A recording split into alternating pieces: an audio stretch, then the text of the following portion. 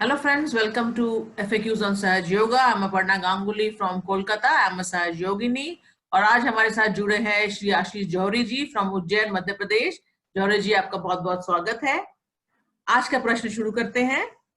आज का प्रश्न कुछ इस प्रकार से है।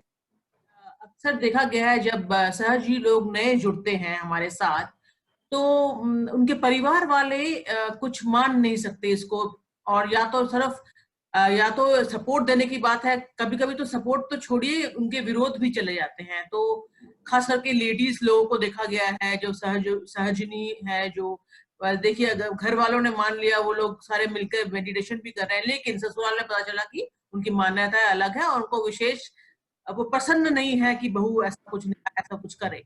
उनके लिए ये नया है सहज योग। तो ऐसे में उन ऐसे सहज योगियों के लिए आप क्या एडवाइस देंगे? Over to you. Thank you Aparna ji, और सबको मेरा नमस्कार। डिस्क्लेमर हमेशा की तरह कि देखिए, ये जो मेरा एक्सपीरियंस है सहयोगा में पिछले कई सालों का, जिसके आधार पे जो चीज़ें मैंने समझी हैं मैं ये बात कह रहा हूँ। और हो सकता है ये मेरी पर्सनल राय हो, पर ये तजुर्बे से निकली है। और जैसा कि अपर्णा जी आपने बताया ही कि नए लोगों के साथ में ये एक समस्या आती है। आपको जान के बड़ा अच्छा लगेगा कि ये पुराने लोगों के साथ में भी आती है। होता क्या है कि सब घरों की अपनी एक रवायत होती है। ओके, उनकी कुछ अपनी परंपराएं हैं। कुछ भक्ति की परंपरा से वो लोग आते हैं, कई धार्मिक परंपराओं से वो लोग आते हैं। और जब भी इस तरह के केसेस होते हैं या कहीं पे कुछ बहुत उनके कुछ खराब एक्सपीरियंसेस होते हैं, बाबा जी लोग और तथाकथित धर्म गुरुओं को लेकर उनके कुछ खराब एक्सपीरियंसेस होते हैं। तांत्रिकों को लेकर तो नॉर्मली खराब एक्सपीरियंसेस होते हैं। और आजकल तो जैसे कि आप देख भी रहे हैं कि बहुत तरह के धर्म गुरु, सो कॉल्ड धर्म गुरु, they have popped up like anything. और उनके तो किस्से मीडिया में हम देखते सुनते हैं, criminal cases and all, police का इन्वॉल्वमेंट, कोर्ट का इन्वॉल्वमेंट। ऐसी कुछ चीज़ों को लेकर इनके कारण भी कई परिवारों में ऑब्जेक्शन रेज होते हैं। वो लोग सहयोगा को भी उससे जोड़ते हैं। तब होता क्या है कि जो भी व्यक्ति नया नया सहयोग शुरू करता है, उसके लिए एक समस्या खड़ी हो जाती है कि वो ध्यान कैसे करे। जबकि ध्यान करना 10 मिनट सुबह 10 मिनट शाम को है, मगर अब उसके लिए चैलेंज हो गया है कि ये कैसे वो मैनेज कर पाएंगे। तो सब घरों की परिस्थितियां अलग होती हैं। ऐसे ही कुछ केसेस में होता क्या है कि जो कलेक्टिव फोर्स होता है, यानी कि जो सामूहिकता होती है, सहज योगा के बहुत सारे दूसरे लोग, जैसे ही कोई सहज योगा से जुड़ता है तो वो कलेक्टिव मेडिटेशन सेंटर पहुंचता है और वहाँ पे बहुत सारे उसको नए लोगों से मिलना होता है। उसमें कुछ हो सकता है कि उनके पहचान के भी लोग हों। तो हमारा ये कहना होता है कि आपके अगर कोई पहचान के लोग हैं तो आप उनको घर पे इनवाइट कीजिए, बुलाइए और अपने घर वालों से मिलवाइए।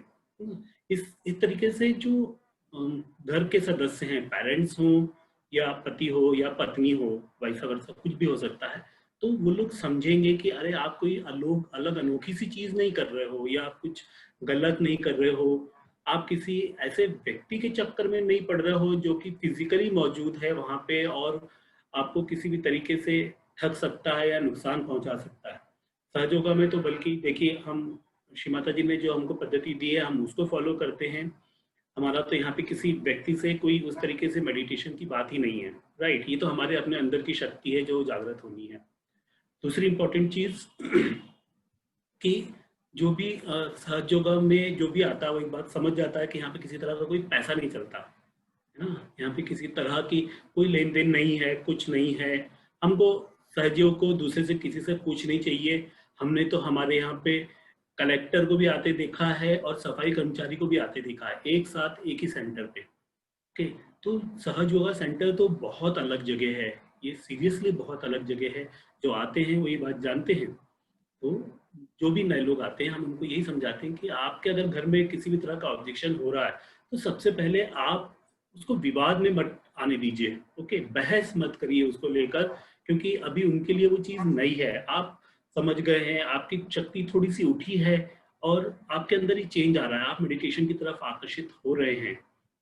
मगर उनके अंदर वो चेंज अभी नहीं आया है, कई तरह की उनकी मान्यताएं हैं। तो जस्ट गिव अ टाइम, थोड़ा सा समय उनको दीजिए और देखिए कि ना ये कैसे उनके अंदर ग्रेजुअली चेंज आता है।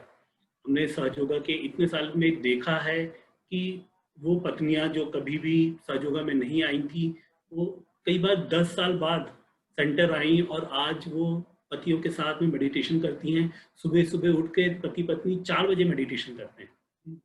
सेम हैपन हुआ पतियों के साथ में भी कि पति आए नहीं थे और ग्रेजुअली पति लोग भी आए और ये लोग आज सब मिलके ध्यान कर रहे हैं। वो सेंटर कोऑर्डिनेटर्स हैं, साथ मिलके लोगों को सहयोगा बता रहे हैं, गहनता की तरफ लेके जा रहे हैं।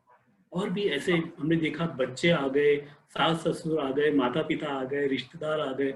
लाइफ के जब चेंजेस आते हैं लोगों को नजर आते हैं, एकदम सीधी बात है, जो भी प्रैक्टिकल सी चीज है वो नजर आएगी। तो वो चेंजेस जब नजर आने लगते हैं तो भी ना लोग आकर्षित होते हैं और वो सहयोगा में आते हैं, समझते हैं, उनको पूछते हैं कि भाई आप क्या कर रहे हो, ये चेंज कैसे आप में आ गया। तो सीधी सी बात है कि रिपेल मत करिए, विवाद को मत आने दीजिए और ना बहुत सॉफ्टली इसको हैंडल कर लीजिए। सहयोगा में जो आपको शक्ति मिल रही है, इसके माध्यम से भी बहुत सारी चीजें अपने आप ही घटित हो जाएंगी, होती आई हैं और होंगी भी। तो मेरे लोगों से निवेदन है कि आप लोग खुल के आइए, एकदम अच्छे से सहयोगा मेडिटेशन कीजिए। आपको जो जो बताया जा रहा है आप उन सबको फॉलो भी कीजिए, तो चैतन्य शक्ति आपके लिए भी काम आएगी। आपके लिए परमात्मा के सारे आशीर्वाद इंतजार कर रहे हैं। Over to you Aparna. Thank you Ashish ji. आशा करती हूँ ऐसा ही कुछ हो, चमत्कार हो जाए नए लोगों के, और इनफैक्ट पुराने लोगों के भी लाइफ में चमत्कार हो जाए अगर किसी कारणवश उन्हें नौन सर जी के घर में जाना पड़े। इसके साथ ये आज का हम एपिसोड खत्म करते हैं। जय श्री माता।